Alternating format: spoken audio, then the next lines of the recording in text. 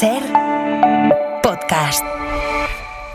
Estás escuchando el Abierto de Hoy por Hoy. Cada día analizamos las noticias más relevantes de la actualidad, las claves políticas, económicas y sociales, con las voces de los protagonistas y los distintos puntos de vista de nuestros tertulianos.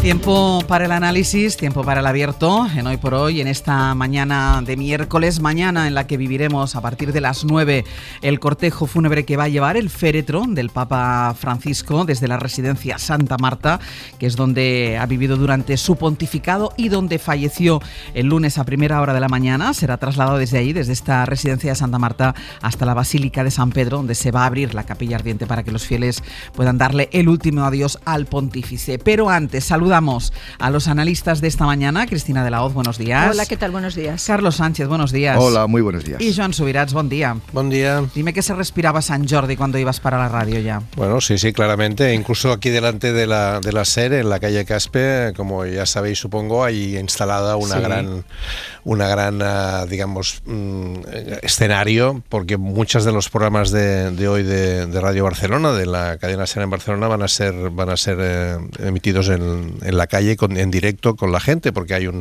está muy cerca del Paseo de Gracia. El Paseo de Gracia está espectacular, que ya con todas las paradas que están poniendo los libros a estas horas, o sea... Además ha amanecido buen tiempo, ¿no? Exacto. Bueno, buen tiempo como lo de buen tiempo depende de quién, pero buen tiempo para el día de San Jordi. Eso sí, con sol y parece que en la tarde hará calorcito, o sea que un San Jordi fantástico. En ese escenario que estaba diciendo Joan Subirats, que ya está instalado en plena calle Caspe, que está en el meollo de las celebraciones y de las conmemoraciones de San Jordi, se va a emitir, por ejemplo, Hora 14, o va a emitir Carles Francino La Ventana esta tarde, además de otros programas de SER Cataluña, como nos decía Joan, que van a ir pasando por ese escenario, porque San Jordi es una fiesta que se vive, sobre todo si el tiempo acompaña, en la calle.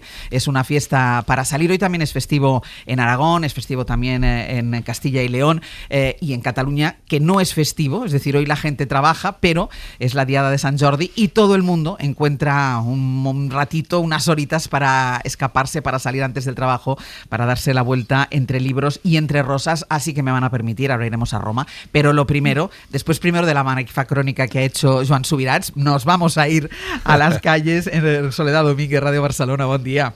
Hola, ¿qué tal? Buen día, Ángels. ¿Dónde estás tú? Mira, estoy en el Paseo de Gracia, justo delante de la Pedrera. Si esto fuera un teatro, ahora mismo podríamos decir que estamos entre bambalinas, viendo cómo se acaba de preparar el decorado. Frente a mí, pues veo a decenas de personas abriendo cajas, colocando los libros en las paradas según las categorías, los que prevén que se van a vender o que se van a buscar más esta mañana. También están colgando los carteles informando de a qué hora van a estar aquí los autores para encontrarse con sus lectores. Y tengo que decirte que frente a mí tengo, por ejemplo, ya una primera lectora que está esperando a su autor. Es una chica joven, se llama Diana, está acompañada de su padre y está aquí con los libros de Eloi Moreno, Redes Invisibles, son algunos de los que se están vendiendo mucho ahora, y ya está aquí preparada. Y eso que Eloi Moreno no tiene previsto estar aquí hasta las 10:30. Pero bueno, esta espera forma también parte un poco de la gracia de San Jordi. Las cifras oficiales hablan de que vamos a tener 3,5 kilómetros, más de 500 paradas, pero eso solamente son las cifras oficiales, porque si sumáramos, digamos, todos los espontáneos, las no oficiales que se van a instalar por toda esta ciudad y por todas las grandes ciudades de Cataluña, la cifra se multiplicaría. Hay además el detalle, Ángel, si tú lo sabes, sí, que esta fiesta no se vive solo en la calle, también se vive muy intensamente en las oficinas, sí, porque se regalan rosas, y en los colegios. Hace semanas que los escolares han tenido que escribir sus propios relatos de San Jordi, se han hecho concursos, ha habido jurados y hoy se están entregando premios. Va a haber intercambio de libros, muchas veces prestados, reciclados, pero también sirve para la fiesta, y también va a haber quien esta mañana ha buscado moneditas para tener dinero, poder comprar una rosa y regalársela a alguien especial. Hemos estado esta mañana con Andrea Villori en Mercadona, Mercabarna, que nos ha estado contando los kilos de rosas que salen de Mercabarna. Me hablabas de las oficinas. Es verdad que yo creo que una de las gracias es que Sant Jordi caiga en un día laborable, porque si es festivo la gente tiene tendencia, y si es un viernes o un lunes, la gente tiene tendencia a salir de la ciudad. Pero en cambio, si es día laborable, pues uno se queda y comparte además la diada, pues eso, con los compañeros de trabajo, con la familia, los niños en las escuelas. Y tú decías que ya había gente haciendo cola para firmar libros, pero yo creo, Sole, que no se entiende un Sant Jordi sin algunas tradiciones. La primera, andar entre empujones y como si estuvieras en un vagón de metro por el centro de Barcelona, esa es una. Y luego hacer colas kilométricas para esperar a que tu autor, ese autor que admiras, te firme el libro, porque esas están garantizadas. Sí, yo siempre digo que si alguien no ha venido nunca a Sant Jordi, lo mejor que puede hacer es madrugar, a las 8 de la mañana estar en el fondo de la Rambla y empezar a subir, porque en ese momento va a ser cuando vas a poder recorrer, digamos, todo el centro y llegar hasta el Alto de Paseo de Gracia. Si lo intentas a las 11 de la mañana, ya te aseguro que es imposible. De hecho, en la radio muchas veces planificamos, mira, a las 10 voy a estar aquí, luego me voy a escapar a coger a no sé qué autor y después voy a ir corriendo a no sé dónde. Esos planes saltan por el aire al minuto 2, porque en un rato, en una hora, caminar por aquí va a ser lo que tú decías, andar en el metro en hora punta. Pues disfrutadlo muchísimo. Gracias, hasta ahora. Y recordar que no solo son las paradas, esos 3 kilómetros de paradas, todas las librerías, y no solo de Cataluña. Hoy es también el día del libro, hoy es el día de las letras, es decir, que hoy es el día para acercarse todavía más a las librerías. Sobre todo, por favor, si hoy van a comprar un libro, si van a regalarlo, acérquense a una librería, que no hay mayor placer que pasearse entre los anaqueles de las librerías, bichear, buscar libros, abrir, mirar la portada, la contraportada. Eso ya es un placer todos los días del año, pero hoy, que es el día de las letras, el día dedicado a la lectura, a los libros, a las librerías, yo creo que es una cita indispensable. Cristina, ¿vas a pasar por una librería? Pues mira, posiblemente a la salida de... Además aquí te lo ponemos fácil. Claro. Aquí es que os lo ponemos muy fácil, ¿eh?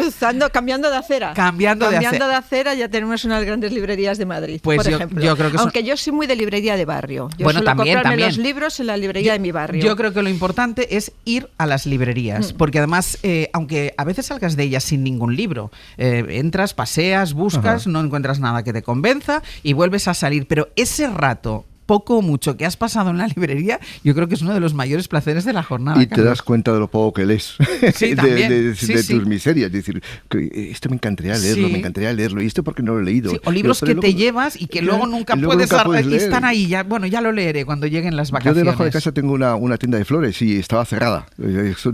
Vaya por Dios, pronto. Porque si no, Cristina y yo hubiéramos tenido rosa. Estoy convencido. Yo quiero rosa y libro, no, las dos cosas. Las dos perfectamente compatibles. ¿Y tú, Joan, cuando salgas de aquí, tú ya has hecho el paseo previo, paseo post también? No, el paseo previo aún no lo he hecho vale. Pero bueno, ya tengo la cita todo el día. Tengo citas con mis hijas, tengo citas con amigos, tengo citas para saludar a autores, o sea que es un día de esos que acabas agotado. Fíjate que además Sant Jordi es probablemente la fiesta laica más importante que tiene este país, es decir, con su propia liturgia, eso de ir a comprar una flor, regalársela a un ser querido o no querido, pero regalárselo, bueno, porque forma parte de la tradición, el comprar un libro, luego también regalarlo. Me parece que es una fiesta laica con mucha liturgia, ahora que estamos hablando tanto de... Es muy llamativo, que además no sea día de fiesta. Me explicaban recientemente gente de la Generalitat que decía, pero es que si es fiesta la gente se va, se va fuera. Y entonces no es fiesta y es cuando la gente se queda. Exacto, esa mezcla de digamos, de día normal y de día extraordinario es algo absolutamente peculiar, inusual. Y después una tradición que incluso en los peores momentos, y no vamos a entrar en debate político, es una tradición que Cataluña ha sabido exportar. Aquí en Madrid se venden rosas también, es decir, es una tradición que ha saltado las fronteras, más allá del tema de los libros, que insisto, hoy es también el Día del Libro y es el Día de las Letras, hoy se entrega el Premio Cervantes, por ejemplo, pero la tradición de regalar el libro y la rosa ha traspasado ya la frontera de Cataluña. Pues a disfrutar todo el mundo, esté donde esté, este Día de los Libros, este Día de las Flores, y sobre todo hagan eso, acérquense a una librería, cojan un libro o para ustedes o se lo regalan a alguien. Una pausa y nos vamos a Roma.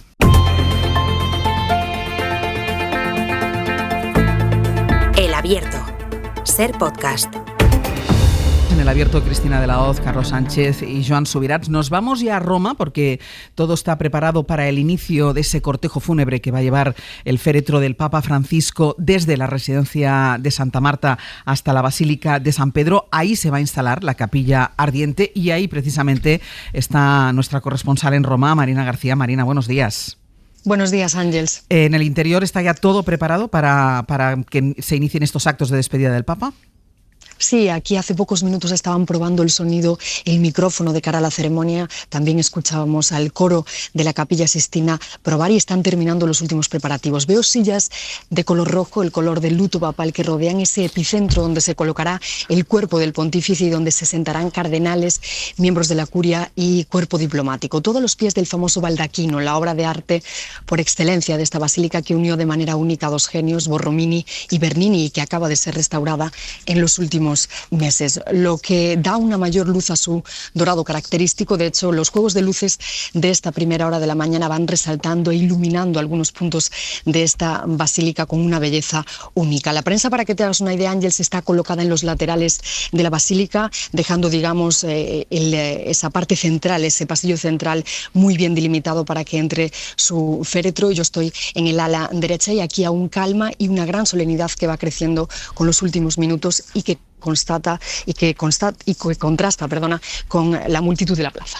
Pues volveremos contigo, Marina, en la medida que podamos, que sabemos que en el interior es más difícil la comunicación y también entiendo que en cuanto llegue el féretro del Papa igual se complica todavía un poquitín más, pero ahí está Marina García en el interior de la Basílica de San Pedro a la espera de la llegada del féretro. Esto dentro, con los preparativos ya en marcha, con nuestra corresponsal también en el interior. Ella decía, el silencio que hay ahí seguramente contrasta con lo que pueda pasar o lo que pueda estar pasando en el exterior, en la Plaza de San Pedro, y ahí está el director de Hora 25 y está Aimar Bretos. Aimar, hola de nuevo. ¿Qué tal, Ángeles? Efectivamente, esa multitud de la que nos hablaba Marina, esas miles de personas ocupan ya las sillas instaladas aquí en el centro de la plaza, frente a la basílica. Fieles como esta señora.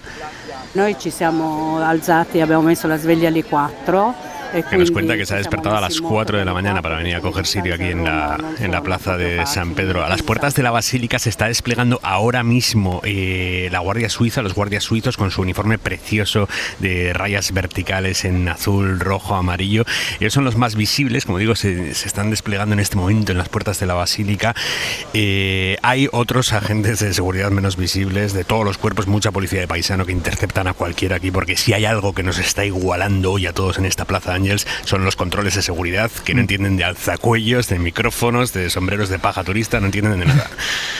Y se puede ver ya, porque es a las 11, ¿no, Aimar?, que abre la capilla ardiente. ¿Hay algún tipo de organización para que los fieles hagan cola? Sí, otra cosa no, pero organización aquí hay muchísima, están absolutamente coordinados, todo, hay una coreografía perfecta para que los fieles vayan haciendo cola para entrar a esta basílica de San Pedro. De momento, quienes han optado por verlo desde fuera, quienes han optado por sentarse aquí en las sillas, lo van a poder ver desde las pantallas gigantes que se han instalado en toda la plaza de San Pedro. Pues Aimar, volveré también contigo a lo largo de este programa. Ahí os dejo, a la espera, gracias, a la espera de esa llegada del cortejo fúnebre que arranca a las 9 de la mañana. Esas son las certezas que tenemos, la certeza de que el cortejo fúnebre arranca a las 9, a las 11 se abre la capilla ardiente, que estará abierta hasta el viernes por la tarde, y el funeral que se celebrará el sábado a las 10 de la mañana.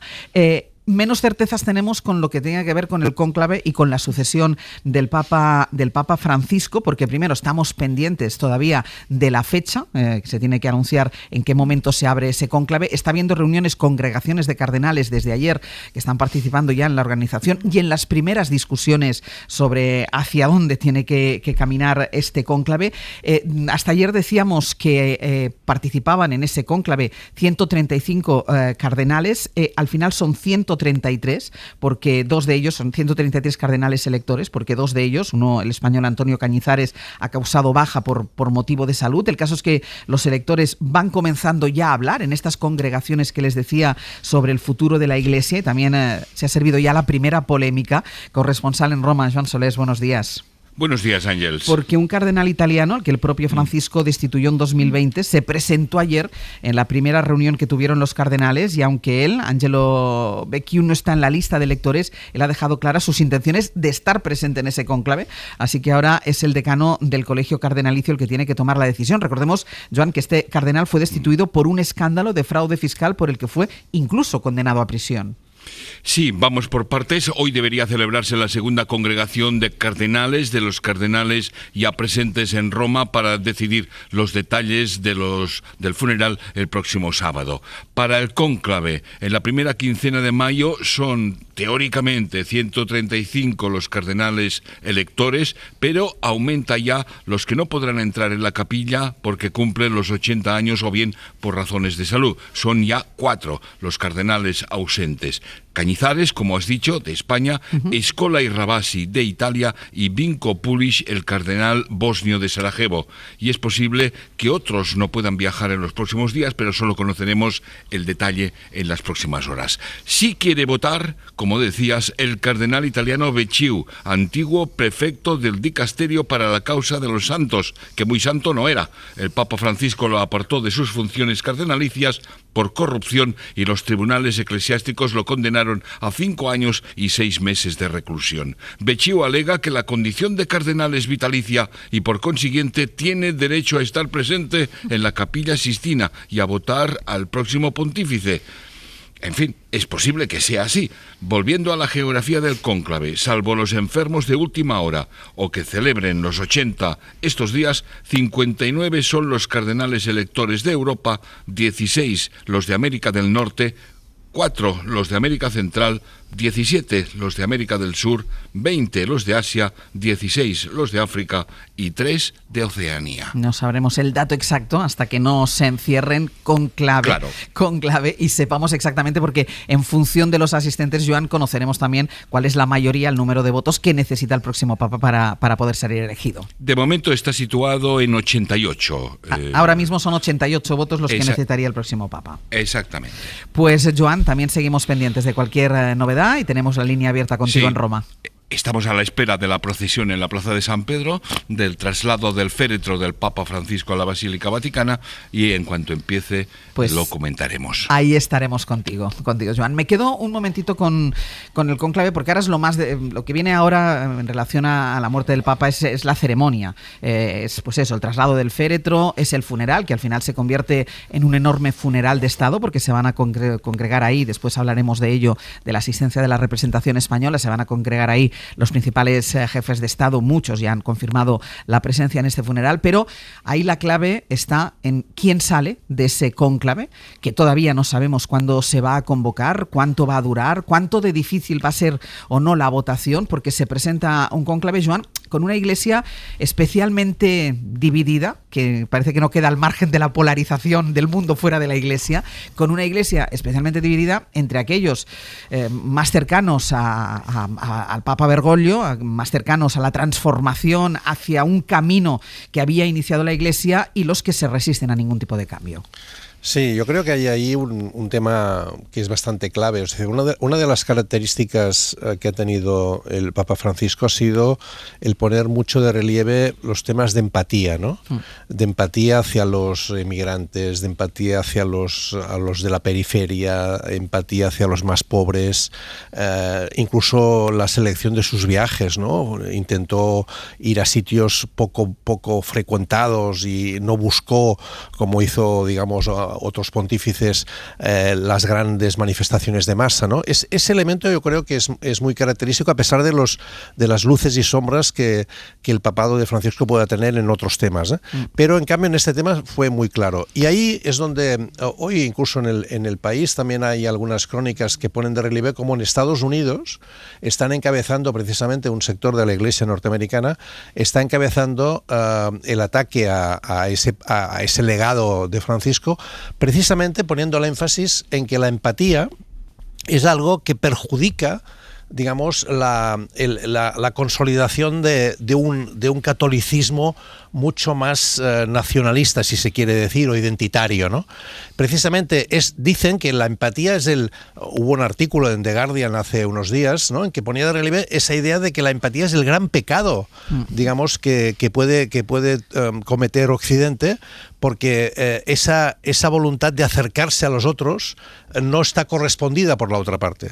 Y entonces ahí es donde, digamos, la lógica más conservadora es la que se quiere, digamos, aumentar, la lógica más identitaria, ¿no? Sí. Y eso, fijémonos, que yo creo que es que uno, si se fija en lo que pasará el sábado, es decir, personas que de empáticas no lo son nada, como Trump o como Milei, sí, van a estar allí, digamos, haciendo un homenaje a alguien que se ha caracterizado por defender unos valores absolutamente contradictorios con los que ellos representan. Y que hasta el último día además les estaban echando en cara. Recordemos que de las últimas, no las pronunció él, que las pronunció un cardenal, pero de las últimas palabras en la misa del domingo de Pascua fue precisamente esa crítica al trato a los migrantes. Después de haber recibido a Paul Vance el día anterior. Sí, Vance, sí.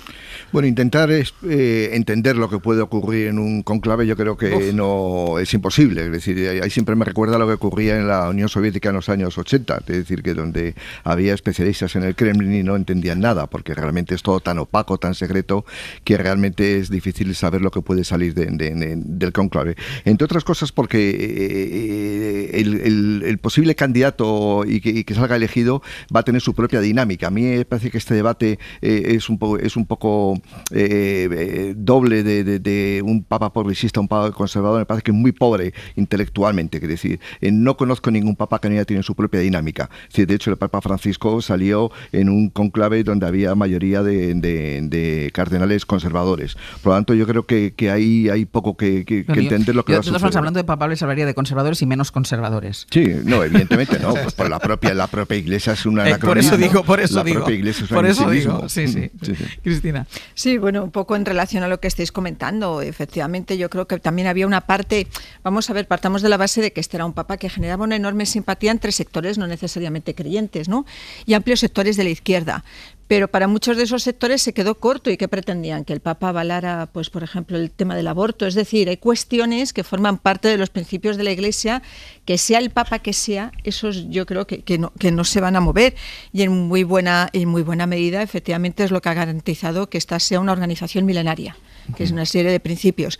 Que se tiene que adaptar a los nuevos tiempos, evidentemente. Es verdad que el Papa Francisco abrió debates que están sobre la mesa, y está el debate del celibato, está el debate de los divorciados, está el debate de la homosexualidad, está el debate de la eutanasia, hay debates sobre la mesa de profundo calado, y bueno, yo creo que una de las incógnitas es saber si su sucesor seguirá o no por este camino. La verdad es que yo creo que la muerte del Papa Francisco ha venido en el peor de los momentos posibles. Estamos en una situación de inestabilidad, de incertidumbre en la política internacional, de ruptura de alianzas históricas, de cuestionamiento del orden internacional como lo conocíamos y del derecho internacional, de una especie también de diplomacia de la fuerza y de la amenaza, que es la que ejerce Trump, y se produce una vacante en un cargo que no es solo religioso, también es jefe de Estado y también tiene una capacidad de influencia, claro, y tiene una capacidad de influencia y de ascendencia sobre no solo los 1.500 millones de católicos que se supone que hay en el mundo, sino política. Es decir, el Papa también es un personaje, es un actor político de primera magnitud. Y entonces que de repente se produzca esta vacante, a mí sí me genera la inquietud de que los sectores más ultraortodoxos, no solo de la Iglesia, sino de todo su entorno, habéis hablado de Trump, habéis hablado de Milei, de Vance, estén maniobrando para que haya otro modelo de papa que no tenga nada que ver. No necesariamente tiene que ser un clon del Papa Francisco, bastaría con un papa moderado, ¿no? Pero sí, vamos, sin duda habrá movimientos, y no sé en qué medida estos pueden tener influencia o no en esa Capilla Sixtina, que intentarán que el nuevo papa sea todo lo contrario de Francisco. No me cabe ninguna duda. Yo no estoy tan seguro que el papa haya tenido capacidad de influencia política. Creo que no la ha tenido. Tiene influencia simbólica. Y con la simbología es muy importante, evidentemente, en el discurso político, pero no transforma nada. Es decir, el Papa ha transformado muy poquitas cosas, porque esa influencia no es real. Si hubiera tenido influencia, probablemente se hubiera detenido la matanza en Gaza. Si hubiera tenido influencia, probablemente lo de Ucrania no hubiera ocurrido. Si hubiera tenido influencia, hubiera apadrinado muchos anacronismos que tiene la Iglesia. Realmente no ha tenido ninguna influencia. Yo creo que hubiera sido peor sin su intervención, no, Carlos. Por supuesto, no le estoy quitando ningún mérito, por eso digamos. creo que se ha tenido influencia. No le estoy quitando ningún mérito al Papa, que creo que ha tenido unas aportaciones muy inteligentes y muy interesantes, y es un avance para la Iglesia. Pero realmente, en términos concretos, su influencia política es cero. Lo siento. Lo que pasa es que al mismo tiempo tenemos que recordar una cosa, es decir, de las grandes corrientes religiosas que hay en el mundo, de las grandes religiones que congregan millones y millones de personas, la única que tiene una, por así decirlo, una voz clara, alguien que personifica esa comunidad, es la Iglesia Católica, digamos. Y entonces eso yo creo que tiene un efecto simbólico muy significativo. Evidentemente, como dice ahora Carlos, puede ser que desde el punto de vista material de qué concretos resultados se han dado, es más complicado. Pero imaginémonos un Papa que ahora tuviera una posición, digamos, parecida, como decía yo antes, tan poco empática hacia el mundo de la inmigración, hacia el mundo de la pobreza, hacia el mundo de la marginación, y que se asimilara su intervención a las posiciones de Milei y de Trump. Yo creo que eso tiene un contenido, digamos, que no lo podemos medir desde el punto de vista de hasta qué punto han influido en tal decisión o en tal otra, pero en la tendencia, digamos, ¿no?, de valores, ¿no?, de lo que es el sentido de construir comunidad, de sentirse cercano. Es decir, ¿qué valor tienen las encíclicas? La encíclica que hizo sobre el cambio climático, oyó el artículo de Teresa Rivera que dice la significación que tuvo en la cumbre de París sobre este tema, ¿no? Es decir, yo creo que no podemos, digamos, minusvalorar esa influencia, porque tiene una influencia, por así decirlo, normativa, ¿no? Y esa influencia normativa creo que es importante, que es significativa. Voy contigo después, Carlos, a la vuelta, porque me parece muy, muy interesante el punto en el que dejamos el debate, la influencia real y la influencia simbólica, que puede ser también muy importante. Hacemos una pausa y continuamos a la vuelta.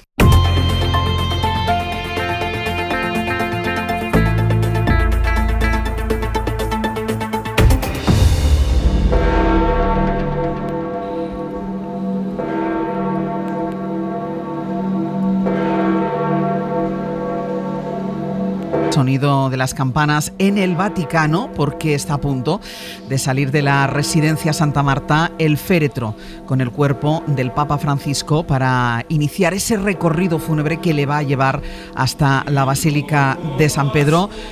Joan Solés, todo bajo el horario previsto. Ha habido una oración, ha habido rezo en la residencia de Santa Marta antes del traslado, y ahora sí que ya ha empezado este recorrido, ¿no? Sí. En estos momentos se está formando la procesión del féretro de Francisco, el Papa en hábito rojo y mitra blanca. Pocos minutos antes de las 9 han empezado los rezos de los numerosos cardenales presentes en la capilla de la casa de Francisco, la residencia Santa Marta, con el secretario de Estado Parolin en primera fila. Empiezan a desfilar sus eminencias, salen de la capilla, de una capilla que tiene un tejado triangular, en la que celebraba misa todos los días el Papa en torno a las 7 de la mañana. El féretro, solo de madera, ocupaba hasta ahora el lugar habitual del altar, pero varios funcionarios han empezado a desplazarlo en estos momentos. Han empezado a desplazar el féretro hacia el exterior de la capilla y de la residencia, frente a la cual, a esta residencia, está formada una unidad de honor de la Guardia Suiza. Son los cardenales, ¿no? Son los que preceden al féretro en esta especie de procesión. Sí, se les puede identificar perfectamente, quien pueda estar viendo las imágenes por televisión, por el color rojo púrpura de sus hábitos. Cardenales que participan en esta procesión fúnebre. No solo cardenales, Ángels, también los obispos, que se pueden identificar por el color violeta también de sus hábitos. Se ve perfectamente la indumentaria de obispos y de cardenales en esta procesión que ha empezado ya saliendo de esta residencia de Santa Marta y que tiene como destino la Basílica de San Pedro en el Vaticano. Allí no va a ser enterrado el Papa, se lo venimos contando desde el primer momento. Él no quiso que fuera así, va a ser en Santa María la Mayor, pero sí va a ser en esa Basílica de San Pedro, donde se va a instalar la capilla ardiente, que se va a abrir al público a las 11 de esta mañana.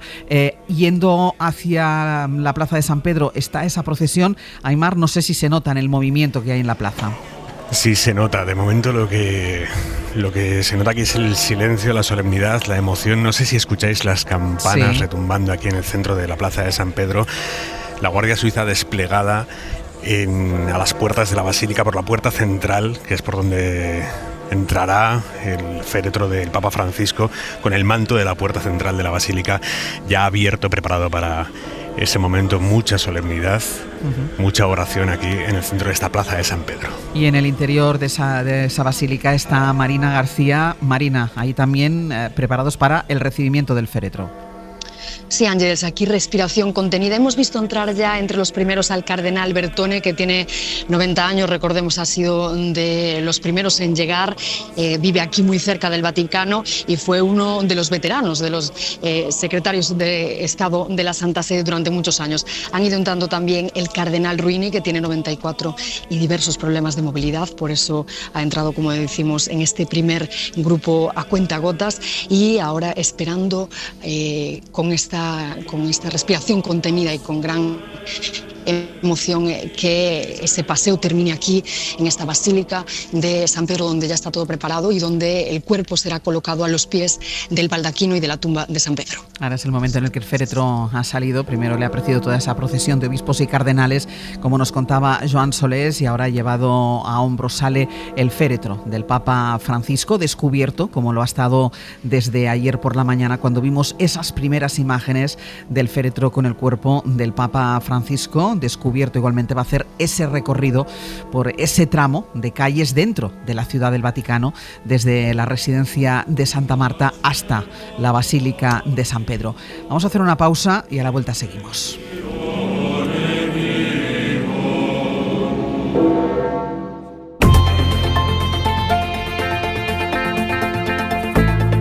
El Abierto. Ser podcast.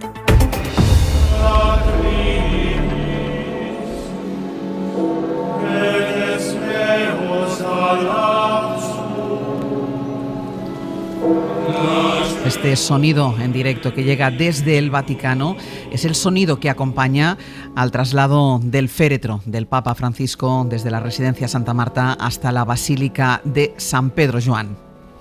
Sí, la procesión con el féretro descubierto del Papa Francisco ha recorrido 2 calles de la Ciudad del Vaticano, una ciudad que, como curiosidad, digamos que dispone de solo 2 semáforos. La procesión ha llegado ya a la Puerta de la Campana, que da acceso a la Plaza de San Pedro, y prosigue en estos momentos en paralelo al brazo izquierdo de la columnata de Bernini. Estas son el sonido, las imágenes del recorrido que está haciendo este féretro, un féretro, como decíamos, descubierto y que está aportado a hombros por 14 funcionarios del Vaticano. Pablo, no sé si en torno a esa residencia de Santa Marta se nota este movimiento. Sí, hemos visto desde aquí, un poco a lo lejos, esa marea de colores que mezcla el rojo, el violeta, el blanco, los colores de los cardenales, de los obispos, que están haciendo ese recorrido de 600 metros y que acaban de hacer su entrada, como contaba Joan, a la Plaza de San Pedro a través de ese arco de las campanas, junto a la emblemática columnata de Bernini. Aquí no hay fieles, obviamente están ya todos en la plaza para tener una visión completa de este cortejo, pero bueno, en fin, algunos vecinos de esta residencia de Santa Marta, los que han sido vecinos al fin y al cabo del Papa Francisco todos estos años, durante la última década, sí que se están asomando a las ventanas para curiosear. En 2 de esas ventanas están desplegadas 2 banderas arcoíris con la palabra paz impresa en ellas, y aquí también, Ángeles, mucha seguridad. Hay una tanqueta del ejército que custodia esta entrada junto a varias unidades de la policía italiana y muchos rezagados que están llegando a través de este acceso a la Ciudad del Vaticano. Pues seguiremos este cortejo fúnebre de fondo mientras avanzamos en nuestro análisis. Un análisis un poco simple que hacíamos ahora aquí en la publicidad, pero que nos tiene fascinadas, Cristina, que es la coreografía. Es decir, uno puede ser creyente o no puede ser creyente, pero te quedas pegado a las imágenes de lo que está pasando. Es un espectáculo visual y efectivamente yo creo que un proceso que se abre ahora con el entierro, el funeral, el cónclave, tiene a medio planeta pendiente y ya no es una cuestión de creencias. Claro, pensar en el cónclave primero en dónde se celebra, el secretismo que le rodea, las deliberaciones, la fumata blanca, o sea, todo, dices, estamos ante una institución milenaria, pero que ya tenía, digamos, las claves de lo que es un espectáculo visual de primer orden televisivo. Y sí, es fascinante todo lo que rodea, digamos, en cuanto al aspecto formal. Luego ya, bueno, esta es quizá la parte más superficial. Sí, pero que nos llamaba la atención. El simbolismo, el simbolismo, totalmente. La liturgia, exactamente, ojo, no es un tema menor, ¿eh? Esa es la fuerza de la Iglesia, decía. Sí, la fuerza de la Iglesia precisamente es el símbolo, quiero decir. Pero claro, los símbolos tienden a adormecer a la opinión pública y a la población. Es decir, cuando alguien acude a un sitio y ve que comulga, realmente te reconforta. Por decir, voy a ir a una manifestación y con eso es suficiente para cambiar la sociedad. Pues no es suficiente ir a una manifestación para cambiar la sociedad. Sí. Y yo creo que hay unos excesos de símbolos en la política española. Decía antes, Joan, recordaba el artículo que publica hoy Teresa Rivera en el País. Y efectivamente, que el Papa ha sido el primero que ha asumido el cambio climático como uno de los temas fundamentales de nuestra sociedad. Y está bien visto. Que decir que el Papa tiene razón en eso. Pero claro, uno se da cuenta que lo que va a ocurrir es justo lo contrario. No tiene ninguna influencia política porque Estados Unidos se ha salido del cambio climático, se ha salido de los acuerdos de París y incluso la Unión Europea está revisando a la baja sus planteamientos de hace poco tiempo de lucha contra el cambio climático. Por lo tanto, tenemos que acostumbrarnos a diferenciar lo que es el símbolo, que es muy relevante. Aquí en este mismo programa muchas veces hemos dicho que cuando vemos los miércoles las comparecencias del gobierno, pues no puedes, el símbolo de la democracia es el Congreso de Diputados y no puedes convertirlo en un set de televisión. Es decir, ese es nuestro símbolo. Pero claro, si simplemente vivimos de símbolos, eso no nos da de comer. Y yo creo que le falta al Papa, al Papa le ha faltado, digamos, mucho más. Claro, es que el día anterior de morir recibió el vicepresidente de Estados Unidos que representa justo lo contrario de ese símbolo. Pero al día siguiente hizo una homilía en al día siguiente no, a las horas siguientes. A las horas siguientes hizo una homilía en la Plaza San Pedro diciendo todo lo contrario de lo que dice Vance. Es decir, detrás de las políticas hay valores, hay relatos, hay discursos, hay ideas y por lo tanto la parte simbólica, la parte no normativa en el sentido estricto legal de la política, de la actuación, tiene una significación muy grande. O sea, yo repito, es decir, imaginémonos lo que sería ahora, lo que veremos qué pasa ahora con el nuevo papado, ¿no? Pero lo que sería ahora tener un papa que está alineado en lo que manifiesta. Otra cosa es lo que realmente pueda hacer, ¿de acuerdo? Pero en lo que manifiesta, en lo que de alguna manera expresa y que va a parar a centenares y millones de personas en el mundo que se sienten en las homilías de los domingos, sienten, a lo mejor no exactamente igual, reproducidos esos valores, eso tiene significación. Evidentemente no tiene la significación que tiene pues el hecho de que esté Trump de presidente de Estados Unidos, es obvio, pero yo creo que no podemos minusvalorar ese tema, ¿no? Cristina. Bueno, yo creo que es un referente y una autoridad moral, pero no solo nos tenemos que quedar en la parte, digamos, de los símbolos o de los discursos. La Iglesia ha sido mediadora en conflictos, por ejemplo, en Hispanoamérica, y ha ayudado a la resolución real de conflictos con guerrillas en Colombia y luego en Myanmar. Es decir, que ejerce presión, ejerce influencia, y tampoco podemos pretender que ejerza el liderazgo de Estados Unidos. Luego cada país tiene sus líderes y cada país pesa lo que pesa en el concurso de la política internacional, pero no solo es una cuestión de la superficie, de las palabras, de la simbología, no, es que ha tenido intervención directa en muchos procesos, por ejemplo, en la democracia en países, de acabar con guerrillas, Bueno, y lo que fue Pío XII, de apoyo a Hitler, o lo que... en un sentido y en otro, efectivamente, Joan, en un sentido y en otro, es decir, es un actor político. Y la Iglesia española cercana al franquismo. Exacto, la entrada bajo palio de Franco. En un sentido y en otro, o sea, también para afianzar un régimen como la dictadura de Franco. Si nadie duda que la Iglesia, más allá de los símbolos, tiene una fuerza real en determinados ambientes. Es decir, en España, por ejemplo, tenemos una organización extraordinaria como es Cáritas, es decir, está muy cerca de los pobres, o estamos curas, iglesias que están muy cerca de los trabajadores, todos los días dando de comer a mucha gente que no tiene alimento. Es decir, la Iglesia tiene una fuerza real también, no solamente simbólica. Lo que estamos hablando al principio, digamos, es esa fuerza que tiene el Vaticano como transmisor de una serie de ideas que al final están muy bien, pero luego no quedan en nada. Por eso hay que diferenciar, digamos, los símbolos, que son muy importantes, y nadie le está minusvalorando la importancia de los símbolos, que lo tienen, por supuesto, lo tiene la Iglesia, pero hay que bajar el terreno y decir, esos no tienen ninguna influencia, desgraciadamente, habría que decir. Dejadme que vuelva a la Plaza de San Pedro, porque no era muy largo el recorrido que tenía que hacer el féretro desde la residencia de Santa Marta hasta esa Plaza de San Pedro, a esa basílica, y ya ha llegado, Aimar, a la Plaza de San Pedro. Sí, el féretro con el cuerpo de Francisco está entrando ahora mismo en la plaza, donde se ha hecho el silencio, roto solo por el sonido de una inmensa campana de bronce, la campana principal de la Basílica de San Pedro, que está retumbando a esta hora en la plaza. Miles de personas están recibiendo el cuerpo del Papa, rezando en un momento de mucha solemnidad, de mucha emoción en esta plaza de San Pedro. La procesión está entrando, Ángeles, para que os hagáis una idea, mirando de frente a la Basílica por el lado izquierdo, todo el mundo en pie, en silencio, para asistir a este momento en el que el féretro de Francisco se ha introducido en la Basílica de San Pedro por la puerta central. La Guardia Suiza desplegada a las puertas de la Basílica, con el manto de la puerta central de la Basílica ya abierto, preparado para este momento. Como digo, mucho silencio y la plaza en pie. No se ha producido todavía la entrada del féretro, pero sí, Marina, tú que estás dentro, la entrada de parte de la comitiva.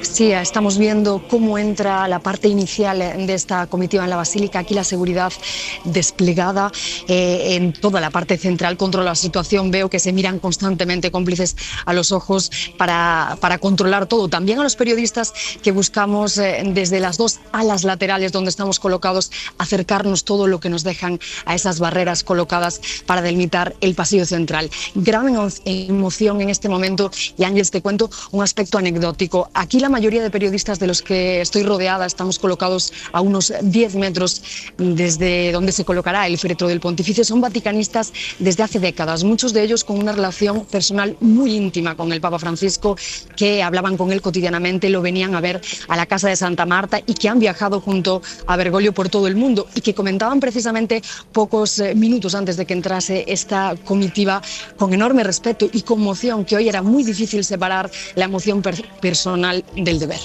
Pues ese féretro trasladado a hombros por esos funcionarios del Vaticano, que va precedido por los cardenales que participarán en el cónclave y por los obispos, está haciendo el recorrido, ahora ya sí, entre la gente, entre los fieles congregados, como nos cuenta Aimar desde primera hora, congregados en la Plaza de San Pedro para asistir a este momento, el momento del traslado, el momento en el que quedará instalada la capilla ardiente en la Basílica de San Pedro, de donde saldrá para recibir sepultura en la iglesia de Santa María la Mayor, la iglesia romana a la que le tenía enorme devoción el Papa Francisco, y donde reposarán sus restos. Y el Papa Francisco, en ese sencillo féretro, como él quiso, ese sencillo féretro descubierto, que ahora sí enfila la recta final, recorre los últimos metros que le quedan hasta alcanzar esa entrada de la Basílica de San Pedro. Ahí se va a hacer también el funeral el sábado a las 10 de la mañana, con la asistencia de numerosos jefes de Estado y de Gobierno. Y aquí en España, María Manjabacas, buenos días. Hola, buenos días. María, aquí ya con la confirmación de quiénes van a asistir a este funeral. Sí, bueno, se ha confirmado que serán los reyes los que encabecen la delegación española. Una delegación en la que no va a estar el presidente del gobierno. En Moncloa dicen que en estos casos se cede el protagonismo al monarca cuando es un funeral de Estado. La invitación, recordamos que en este caso llega a ellos, al jefe del Estado.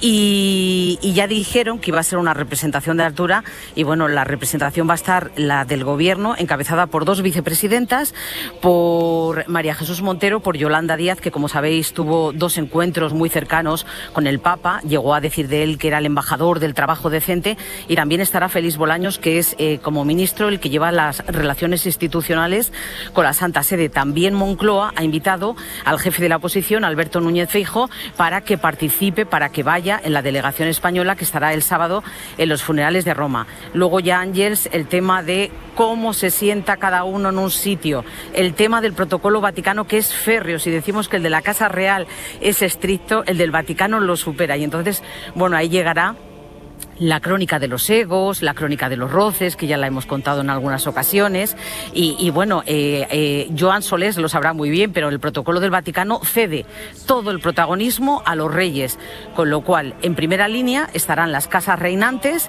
y después ya las delegaciones. Habrá que ver, solo digo una nota, cómo le sienta a Donald Trump estar detrás de los reyes, porque algunas veces esto se coloca por orden él que es el rey de América, María. El rey de América. Es una crónica interesante la que tiene el sitio en el que coloquen a Donald Trump. Yo solo os voy a citar un referente.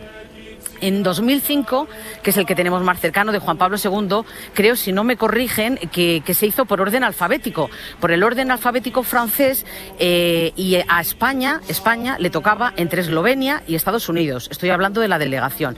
Así que será también interesante si en esta ocasión el protocolo sienta por el orden alfabético francés. Bueno, pues España se quedará muy cerquita de Trump. Yo no digo si eso es bueno, si eso es malo, solo digo que es un hecho que yo creo que comentaremos luego, Ángels, en otra crónica. Lo podremos comentar, gracias María. Un abrazo. Hasta luego, lo podremos comentar porque además vamos a hacer una edición especial de Hoy por Hoy el viernes, ya desde Roma, desde la Plaza de San Pedro, para los preparativos de este funeral, y lo contaremos el sábado y podremos explicar bien cómo es ese protocolo.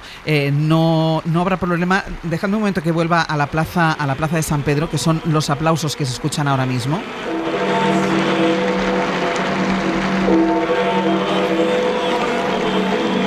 Aplausos, Joan, y repique de campanas, porque ahora sí el féretro está entrando en la Basílica de San Pedro.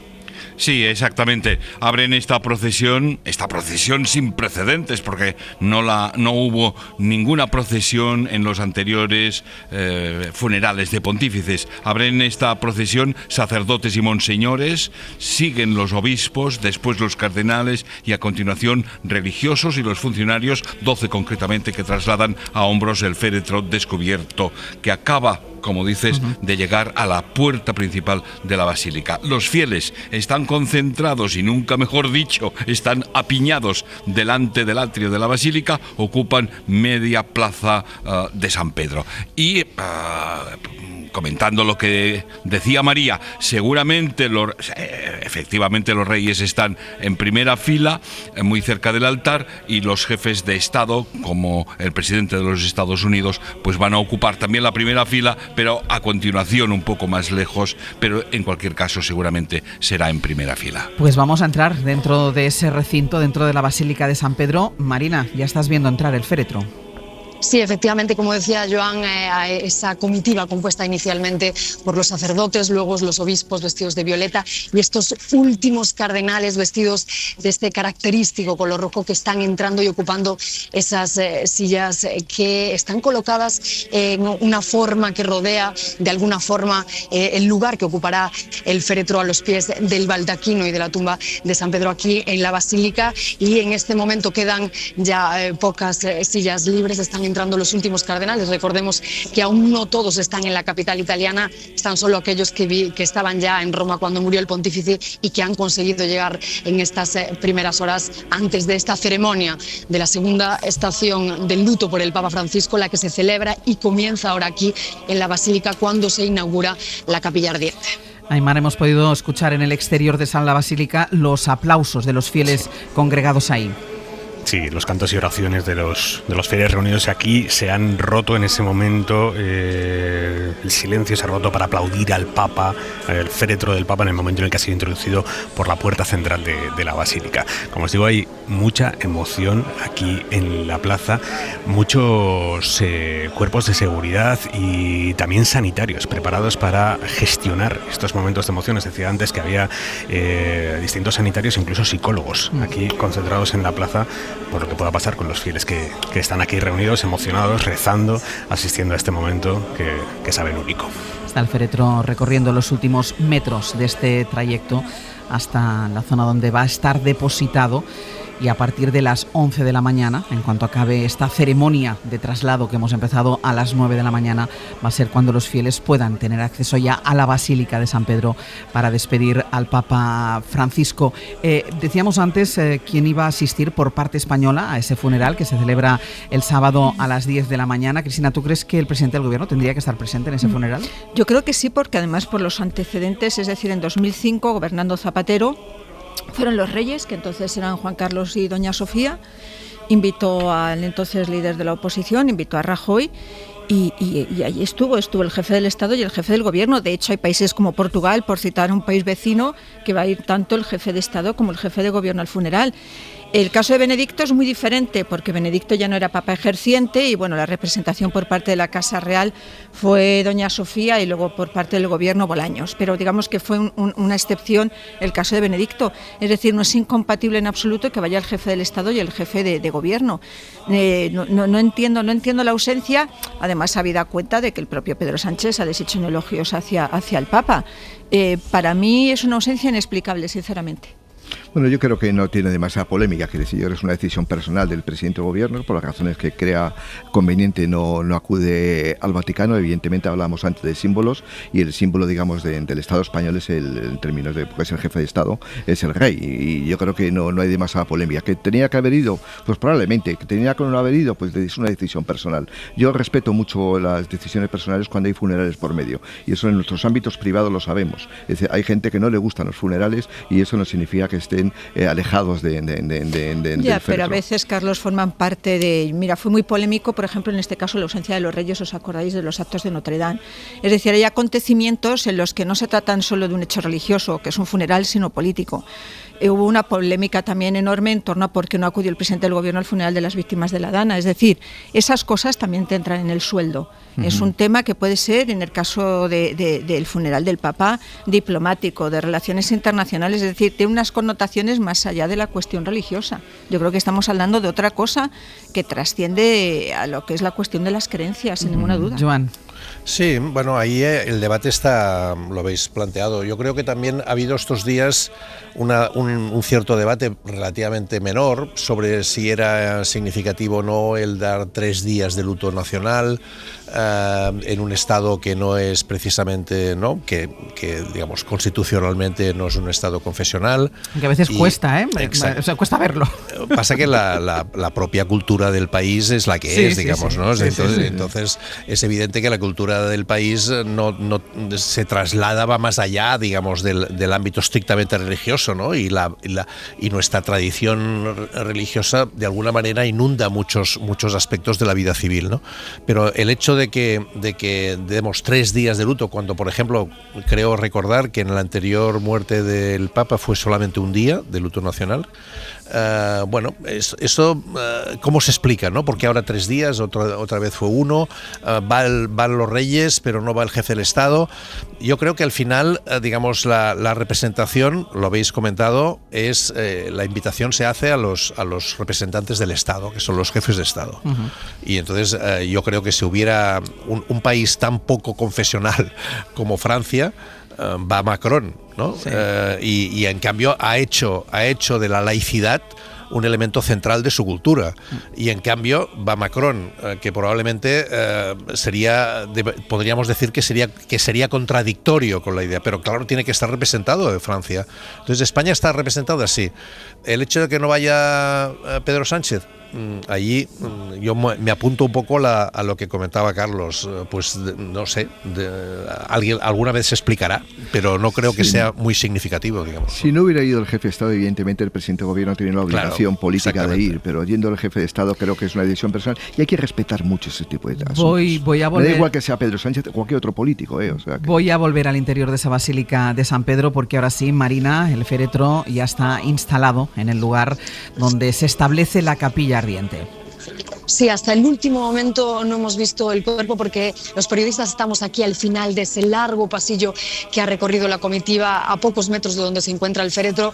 Hace pocos minutos se acaba de colocar encima de esa pequeña base, llamativamente baja, Ángels, para un papa que quiso ser despedido de manera muy simple. Escuchamos al coro de la Capilla Sistina que está acogiendo esta entrada solemne a la Basílica de San Pedro del cuerpo del Papa Francisco, un papa que quiso venir durante estas semanas de convalecencia, ya muy enfermo, varias veces aquí a la Basílica a rezar, muchas de ellas por sorpresa, sorprendiendo a los turistas y fieles que se encontraban aquí y que ahora el mundo comienza a despedir con esta ceremonia. Recordemos, el cuerpo está ya colocado a los pies del altar y del baldaquino y ahora comenzará, como decimos, esta misa inicial.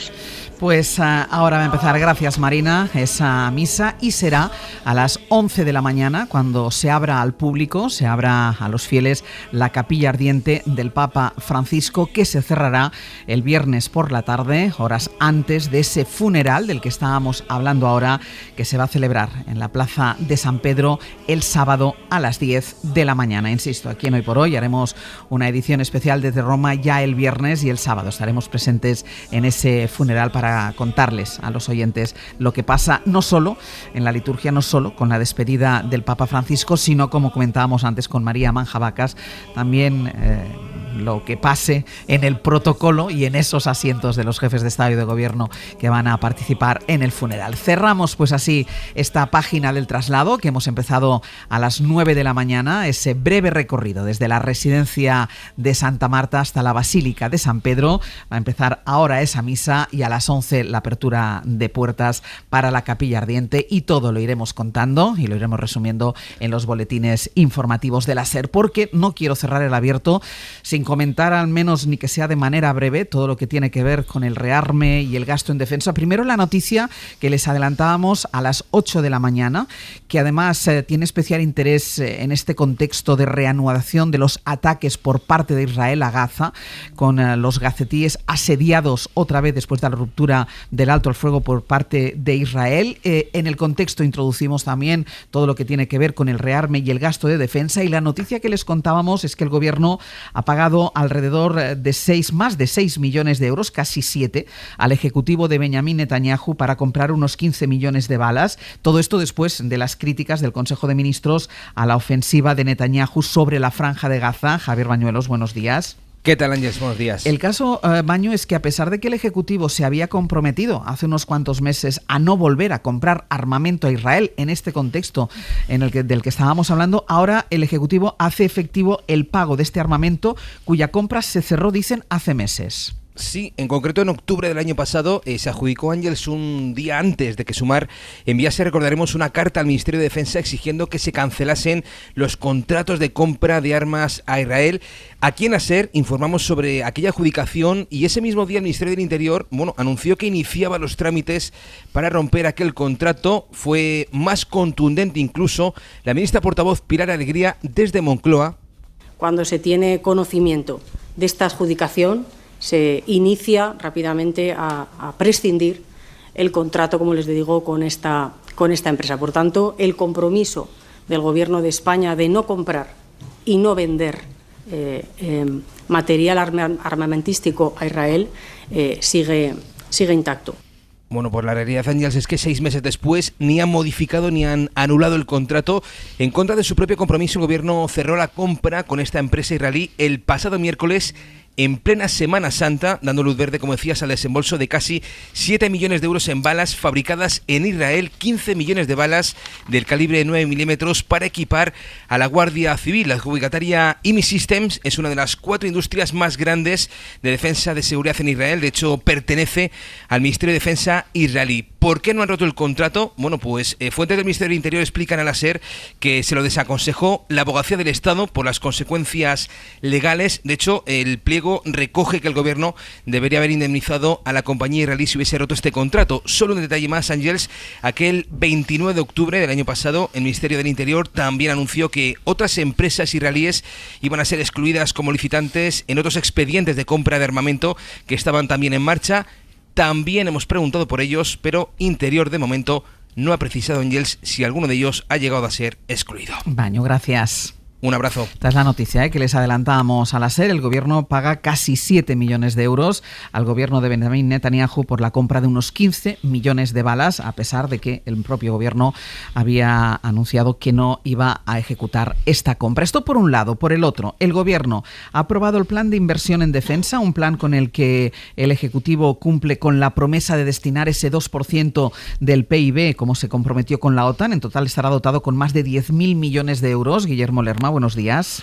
¿Qué tal, Ángel? Buenos días. Dice el gobierno, y de hecho compareció el propio Pedro Sánchez ayer para dar explicaciones, que esos fondos, que ese dinero en ningún caso van a salir de las partidas destinadas a gastos sociales. Dicen que se va a costear con otras partidas presupuestarias ya obsoletas. El presidente ha dicho que no pasará por el Congreso para su aprobación, aunque sí dice que va a dar más detalles a lo largo del mes de mayo. Sí, va a comparecer Sánchez en la Cámara a petición propia en las próximas semanas para explicar el detalle de un plan que, como dices, no se va a votar en el Congreso. El presidente defiende que no es necesario hacerlo porque para financiarlo lo que se va a hacer es mover partidas del presupuesto que está en vigor, un presupuesto prorrogado, y además se van a utilizar fondos de recuperación o parte de los ahorros por la mejora de las previsiones de crecimiento. Así que el PSOE no tendrá que buscar apoyos parlamentarios para ejecutarlo, apoyos que no tiene, pero tampoco el resto de grupos se van a tener que retratar en la Cámara. El Ejecutivo reconoce que el esfuerzo que va a asumir es importante, 10.400 millones de euros, que supone que desde que llegó a la Moncloa Sánchez ha triplicado la inversión en defensa y seguridad, algo que el propio presidente reconoce que no estaba en sus planes. Si me hubieran preguntado hace años sobre las prioridades de inversión de mi gobierno en seguridad y en defensa, pues es evidente que mi respuesta hubiera sido distinta. Pero eso no es porque nuestros valores y nuestros objetivos hayan cambiado, es porque el mundo lo ha hecho. Hoy el grueso de esa inversión irá destinado a reforzar las condiciones de las Fuerzas Armadas, a desarrollar capacidades en ciberseguridad o a mejorar la reacción ante catástrofes naturales, pero también habrá una parte importante del 19% para compra y fabricación de armamento, algo que levanta el recelo de los socios. A todos los grupos el presidente les pedía ayer responsabilidad. Sería conveniente que todas las fuerzas políticas, singularmente aquellas que han tenido ocasión de gobernar este país y que asumieron esos compromisos y no cumplieron, que desde luego dejen a un lado, digamos, las cuestiones más partidistas y piensen. Pero especialmente esa responsabilidad Sánchez se la pedía al PP, a quien recuerda que fue bajo su gobierno cuando España suscribió el compromiso del 2% con la OTAN. El Ejecutivo se ha esforzado, Ángels, en dejar claro que este aumento récord del gasto militar no va a suponer ni más déficit ni nuevos impuestos o recortes sociales, y que el 87% de la inversión se gastará en empresas españolas. Guille, gracias. Hasta luego. Escuchábamos ese mensaje de Pedro Sánchez al Partido Popular. Le pedía responsabilidad, pedía especial responsabilidad a aquellos partidos que han ejercido responsabilidades de gobierno. Es el caso del Partido Popular, y Alberto Núñez Feijóo esta mañana estaba en un desayuno informativo y respondía a este mensaje de Pedro Sánchez. Este plan, por tanto, no es un plan de España. Ni siquiera es un plan del gobierno. Es un plan del señor Sánchez, que no vincula a España. Y no la vincula porque España no ha aprobado ese plan. Y además no le puede vincular porque no se le pide autorización a las Cortes Generales para suscribirlo. Por tanto, lo que presentó ayer Sánchez es una burla a los españoles. No es un plan de defensa, es su plan de supervivencia. Pues esta es la respuesta del Partido Popular. Y luego está el otro partido de gobierno, Sumar, que quiere desmarcarse de este plan. Dicen desde la formación de Yolanda Díaz que hay claras diferencias con el PSOE, que aunque entienden que hay partidas en las que pueden estar de acuerdo, el plan, dicen desde Sumar, que no se ha consensuado. Josué Coello, buenos días. ¿Qué tal, Ángels? Buenos días. Dicen que es un plan desorbitado y acusan al PSOE de haberlo aprobado de forma precipitada y sin consultarlo previamente con ellos, que forman parte del mismo gobierno. Sí, desde luego nadie puede decir que este plan no ha suscitado consenso entre los socios, porque no gusta a ninguno, ni siquiera Sumar, que ayer, poco después de que Sánchez lo explicase, nos comunicaba a los periodistas que habían presentado objeciones en el Consejo de Ministros. En la práctica esto no sirve para nada porque son minoría, pero quisieron dejar por escrito que este gasto les parece exorbitado y que el plan no es oportuno ni convincente ni genera consenso. Sin embargo, en este contexto, y hace tan solo unos minutos, la vicepresidenta Yolanda Díaz ha minimizado en Televisión Española estas diferencias. Yo creo que este debate tiene que ser hecho con transparencia. Hay muchas partidas vinculadas, por ejemplo, a la seguridad, a los riesgos que tenemos de la mano de la ciberseguridad y demás, que por supuesto que nosotros ahí sí lo defendemos, pero tenemos matices, exactamente no matices, sino que no compartimos lo que va directamente al gasto, al incremento del gasto de defensa. Y en esta pugna por el voto antibelicista, Podemos ha olido electores, ha llamado a la movilización en la calle y lanzaba un recado sin nombrar a Sumar a través del PSOE. Pero creo que se puede afirmar con rotundidad que Podemos no formaría parte de un gobierno que hace el mayor aumento del gasto militar de la historia de nuestro país. El Partido Socialista continúa su rumbo natural hacia el régimen de guerra, hacia construir un gobierno de guerra, sin que nadie le pare los pies, ni desde el Consejo de Ministros, ni desde el Parlamento. Tampoco a Ángels gusta este plan a Esquerra, a Bildu o al BNG, que exigen votarlo en el Congreso. Gracias, Josué. A vosotros. Hasta luego. Me quedan apenas 3 minutos, uno para cada uno, pero sí que parece, Joan, que se queda solo el gobierno con este plan. El gobierno no, el Partido Socialista. Bueno, yo creo que la frase de Pedro Sánchez de que el mundo ha cambiado es importante. O sea, hace 3 años Finlandia y Suecia no estaban en la OTAN. Los países bálticos están aumentando mucho más allá del 2% el gasto en defensa. Se ha incorporado el debate sobre el servicio militar en algunos países y evidentemente las cosas son como son. Entonces yo creo que el debate, en todo caso, lo significativo, para mí lo importante es si Europa, porque es de Europa, OTAN, estamos hablando de la OTAN y estamos hablando de Europa, si Europa realmente necesita reforzar su seguridad militar, tendría que ir acompañada a ese reforzamiento de reforzar también otros elementos de carácter de soberanía comunitaria que aseguraran también que la otra coordenada de este debate, que es las políticas de sociales, las políticas de seguridad más colectiva y comunitaria, también se defienden, ¿no? Sí. Porque esa es la construcción europea que exige ese cambio de mundo también. Cristina. Yo admito que me ha resultado todo muy sorprendente, porque no hay que retrotraerse, como dijo ayer el presidente del gobierno varios años atrás, sino apenas un mes y medio, cuando el gobierno insistía que el 2% del gasto de defensa no lo alcanzaríamos hasta 2029, y de repente saca unos miles de millones de aquí, unos miles de millones de allá, bueno, sin tocar presupuestos. En junio hay una cumbre, claro, de la Claro, OTAN. Exactamente, la cumbre de la Haya, sin tocar presupuestos, sin tocar el gasto social, y resulta que era sencillísimo alcanzar el 2% del gasto. Muy rápidamente, hay una cuestión formal que no me gusta, que es que el gobierno no pase el gasto militar por el Parlamento. A mí me parece que el gasto militar no es como echar asfalto a las carreteras ni comprar ordenadores a los funcionarios, es algo cualitativamente muy relevante políticamente y tiene que pasar. Y de fondo creo que falta un libro blanco para explicar precisamente lo que decía Cristina ahora. ¿Por qué gastamos más dinero y cuál es el papel del poder militar de España en el mundo? Porque era imposible hasta hace 2 días y de repente resulta que podemos alcanzar el 2% que nos exigía la OTAN con 4 partidas.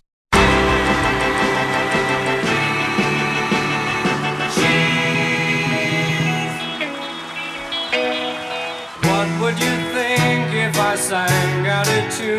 Would you stand up and walk out on me? Lend me your ears and I'll sing you a song, and I'll try not to sing out of key. Oh, I get by with a little help from my friends. Vamos ahora sí, terminando ya el abierto. Pepe Rubio, Sergio Castro, buenos días. ¿Qué tal? Buenos días. Contadnos qué vamos a hacer a partir de ahora. Bueno, vamos a hacer ahora, lo que no hicimos ayer, entonces. Porque hicimos otra cosa. Hicimos un traslado, que cambiamos el rincón de la esquina para ayer, y hoy vamos a tener lo que tendríamos los martes, pero siendo ya miércoles, el Comando Norte con Nacho Carretero y Aitana Castaño. Si lo pensáis bien, todos tenéis a alguien que es vuestro amigo de toda la vida. Sí. Aquella persona de la que siempre se sabe, de la que tú le cuentas todo y que rara vez se sustituye. Pues eso es lo que vamos a hacer hoy, que Nacho Carretero y Aitana Castaño nos presenten a Elizabeth y a David, que son sus mejores amigos. ¡Qué bien! Para saber cómo es esa relación, cómo es esa complicidad que fácilmente es trasladable a cualquiera de los oyentes que escuche esta sección en ese tramo.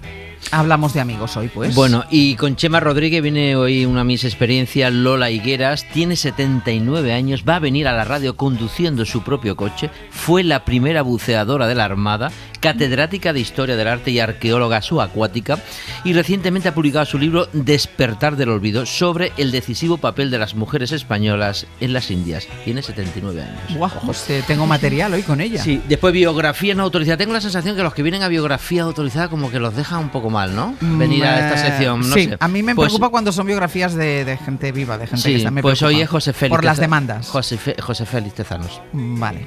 Pues es el biografía. Desconectar el teléfono. Y Aurora Correa, la segunda parte de aquella niña de la guerra que de Morelia, hace muy la edad adulta. La dejamos con 11 años cuando la guerra había terminado y lloraba en el patio del colegio interno de Morelia. Y ahora vamos a ver qué pasó luego con ella. Muy bien. Y vamos a terminar el programa teniendo la oportunidad de charlar con un gran actor, con Ricardo Darín, que a escasamente 7 días de que se presente en Netflix su gran serie El Eternauta, una serie de ciencia ficción, que es una muy buena metáfora de los tiempos que corremos y de cómo debemos cuidarnos cuando las cosas se ponen feas. Pues mira, le podremos preguntar por el Papa. También por el Papa, claro. Claro, porque es argentino y eso, a ver ahí cómo se vive. ¿Vale? Sí, venga, pues todo esto desde ahora y hasta las 12:20 de la mañana. Recuerden que a lo largo también de toda la mañana, tanto en los boletines informativos como en este Hoy por Hoy, tendrán puntual información de cualquier novedad que nos llegue desde Roma, donde ahora mismo sigue todavía esa misa en la Basílica de San Pedro, antes de que se abra ya la Basílica a los fieles para que puedan desfilar ante el féretro ya depositado en la capilla ardiente del Papa Francisco. Cristina de la Hoz, Carlos Sánchez, Joan Subirats, hasta la semana que viene. Pues buen viaje a Roma. Venga, adiós. Para no perderte ningún episodio, síguenos en la aplicación o la web de la SER, Podium Podcast o tu plataforma de audio favorita.